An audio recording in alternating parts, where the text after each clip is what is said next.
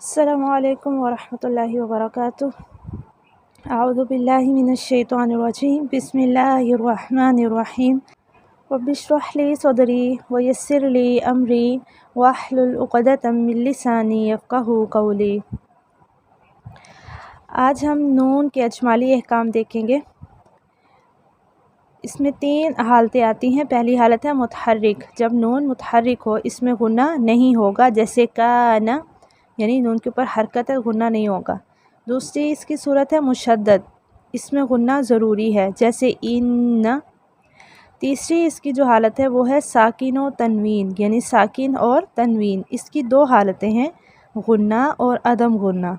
गुन्ना कब होगा? जब नून साकिन और तनवीन के बाद हरूफ हल्की और लाम और रा के अलावा कोई और हरफ आ जाए तो गुन्ना होगा, जैसे अनफुसकुम मन यक़ूलु।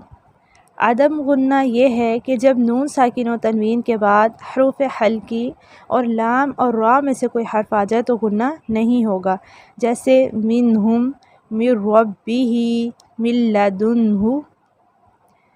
तो इजमाली अहकाम में हमने क्या 3 हालतें देखी, मुतहर्रिक, मुशद्दद, साकिन व तनवीन। मुतहर्रिक अदम गुन्ना, मुशद्दद गुन्ना। साकिन व तनवीन की 2 हालतें हैं, गुन्ना भी और अदम गुन्ना भी। अब हम तफसीली अहकाम देखते हैं। नून साकिन किसे कहते हैं? जिस पर कोई हरकत ना हो, साकिन हो, ठीक है। दाल की तरह की जो अलामत होती है वो जब नून के ऊपर आए तो उसे नून साकिन कहते हैं। नून तनवीन वो नून साकिन ज़ायद जो कलमा के आखिर में वाक़े हो, ठीक है, नून तनवीन उसे कहते हैं। तनवीन आपको पता है 2 ज़बर 2 ज़ेर 2 पेश को कहते हैं, और तनवीन के अंदर नून की आवाज़ जो है वो ज़ाहिर होती है, लेकिन नून लिखा हुआ नज़र नहीं आता। तो नून तनवीन की ये डेफिनेशन इस बात को वाज़े कर रही है कि वो नून साकिन ज़ायद जो कलमा के आखिर में वाक़े हो, ठीक है। तो नून साकिन और तनवीन में फ़र्क क्या है? नून साकिन लिखा होता है, जबकि नून तनवीन लिखा नहीं होता। नून साकिन इस्म फ़ेल हर्फ में आता है, जबकि नून तनवीन सिर्फ़ इस्म में आता है। नून साकिन वो नून है जो नज़र आता है, नून तनवीन वो जो नज़र नहीं आता, लिखा हुआ नहीं होता, लेकिन उसकी आवाज़ आती है, जैसे बन, बिन, बुन, ठीक है। बा 2 ज़बर बन जैसे होता है तो उसमें नून की आवाज़ आ रही है लेकिन नून दिख नहीं रहा, तो ये नून तनवीन है। नून साकिन कलमा के आखिर और दरमियान में आता है, जबकि नून तनवीन सिर्फ़ कलमा के आखिर में आता है। नून साकिन वक्फ़न वसलन पढ़ा जाता है, जबकि नून तनवीन सिर्फ़ वसलन पढ़ा जाता है। वसलन का मतलब मिलाकर। तो नून साकिन और तनवीन के तफसीली एतबार से 4 अहकाम आते हैं, इज़हार, इदगाम, इक़लाब और इख़फ़ा, ठीक है। तो हम बारी बारी इन सब को देखते हैं। इज़हार का लुग़वी माना है ज़ाहिर करना, और इस्तिलाही माना है नून को उसके मखरज से बग़ैर गुन्ना के तमाम सिफ़ात के साथ अदा करना। इस्तिलाही माना है नून को उसके मखरज से बग़ैर गुन्ना के तमाम सिफ़ात के साथ अदा करना। और इसका कायदा क्या है?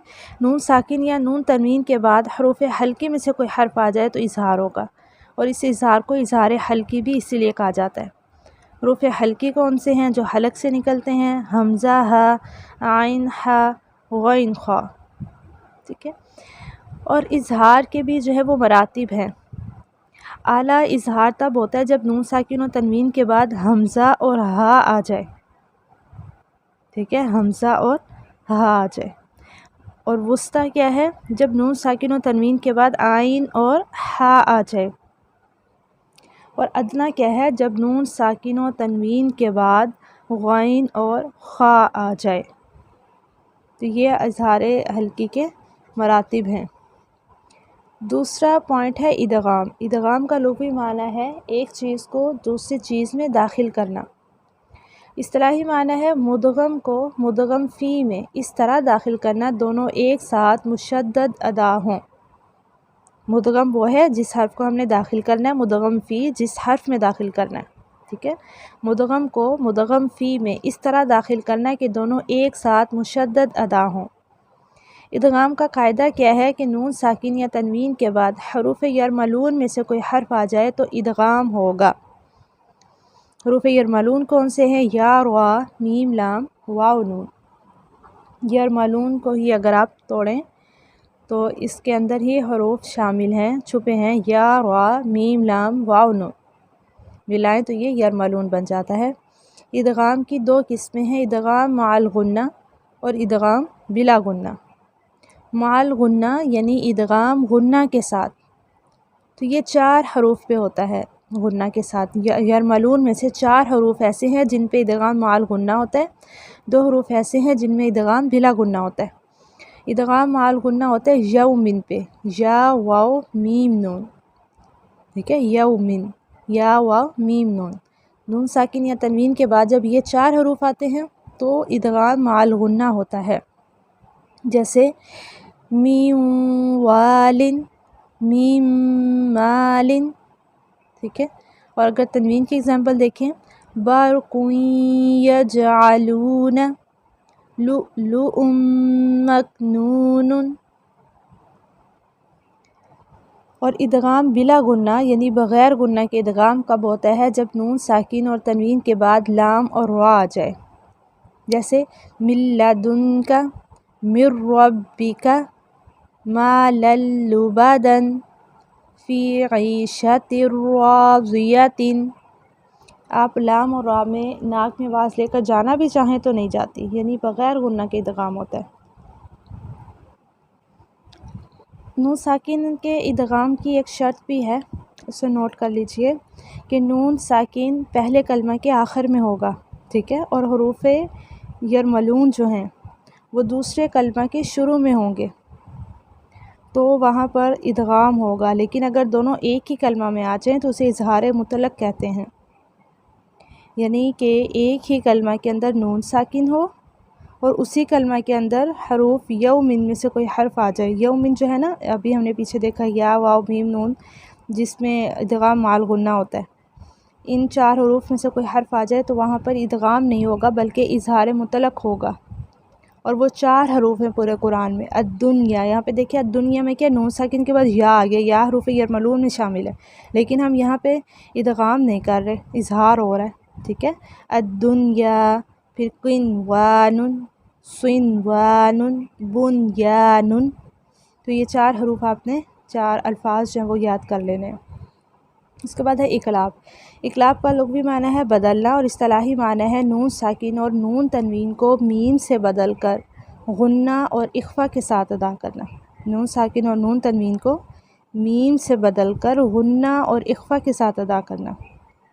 نون ساکن یا نون تنوین کے بعد حرف با آ جائے تو وہاں اقلاب ہوگا، جیسے انبئونی، اب نون ساکن کے بعد با تھا تو ہم نے انبئونی نہیں پڑھا بلکہ پڑھا، نون کی آواز کو میم سے بدل دیا، انبئونی، انبورک، سمیع بصیر، ٹھیک ہے۔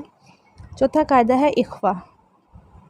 اخفا کا لغوی معنی ہے چھپانا، اور اصطلاحی معنی ہے نون کی آواز کو ناک میں چھپا کر اظہار و ادغام کی درمیانی کیفیت کے ساتھ ادا کرنا۔ قاعدہ کیا ہے؟ نون ساکن اور تنوین کے بعد حروف حلقی، حروف یرملون اور با اور الف کے علاوہ باقی 15 حروف بچتے ہیں، ان میں سے کوئی بھی حرف آ جائے تو اخفا ہوگا، اور اس اخفا کو اخفا حقیقی بھی کہتے ہیں۔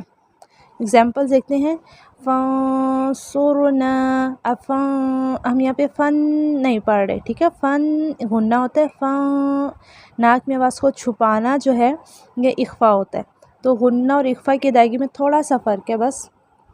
اس کا آسان قاعدہ یہ ہے کہ جب ہم غنہ کرتے ہیں تو ہماری زبان جو ہے اوپر تالو کے ساتھ لگ جاتی ہے، جیسے ان، لیکن اگر ہم ان پڑھتے ہیں تو زبان تالو کے ساتھ نہیں لگتی، تو اخفا میں زبان کو تالو کے ساتھ نہیں لگانا۔